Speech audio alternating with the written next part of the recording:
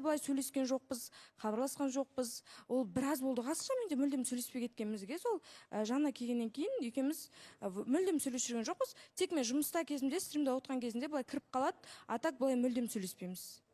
Ал былай енді мен көңіл күйім жоқтығына келетін болсақ, неге көңіл күйім жоқ? Себебі бір қалай айтсам болады, кеше айттым ғой, енді осы жерде өзім де мойындап кеттім.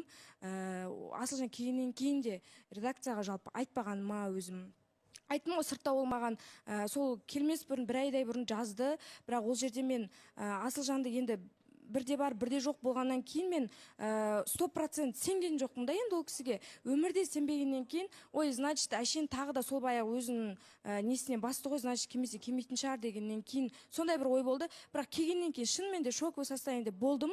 Бірақтан да одан кейін де айтпағанымды кеше мен мойындадым. Оған кәдімгі кінәлімін. Осындай сыртта негізі маған жазған, болмаса осылай номерін бергем деген сияқты. Оның бәрін мойындап отырмын кінәлігімді.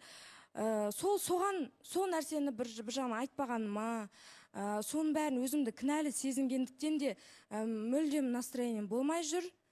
Бір 2 күндей болды ғой, шыны керек. Қалай айтсам болады? Ауыр тиді сізге? Ауыр тиді, өте ауыр тиді. Енді Асылжанның өзі де жоқ, бүгін білмеймін неге келмеген, өзі көріп отырса, енді хат-хабарыңызды білдіріп, бізге бір байланысқа шығарсыз, Ринат. Мына жерде мен Айгүл саған просто айта кетерім да. Маған да нелер келіп жатыр да. Сендер туралы информацияларшы. Сен негізі Асылжанмен жаннан ортасына түскен сен екен. Еще сен, былай тұрсың, ол еще сен жандағы жазыпсың. Бірінші айыр, екінші айыр ол видео түсірек деп. Бұл қаншалықта рас. Салтанат деген танисыз ба? Ринат, сіз қайдан, сізге қайдан келді? Мақсатыңға бауысақан бір мүн сұрақ жіберейін да. Айтып алыңыз. Сен мақсатың сонда Асылжанмен жаннан айырып, Асылжанға күйеуге шығып алғың келе ме қайтадан? Или өзіңнің бір андай неңде статистикадан көтерейін жүрген жағдайда істеп жүрсің ба? Енді бар ғой. Бір кешеден бері біраз жайтты айтқым келмей солай отырған ем.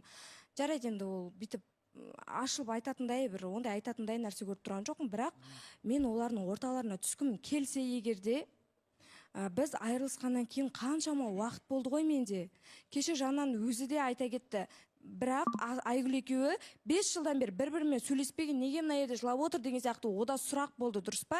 Егер де мен араларына түскен болсам, конкретно айтатын еді, осы Айгүл түскен арамызға, осындай екеуі талай сөйлесетін, хабарласатын деген сияқты әңгіме болатын еді. Асылжан, мына жерге келмей тұрып сен онымен хабарластың ба? Айтылды ғой, хабарласқанбыз. Кеше айтылды оның бәрі. Жоқ, біліп тұрмын ғой, маған просто кімнің жандарының мамасы бар, Салтанат деген танитасың да? Танымаймын ол кісінің мамасы. Сол кісі хабарласқан маған. Сізге? Сол,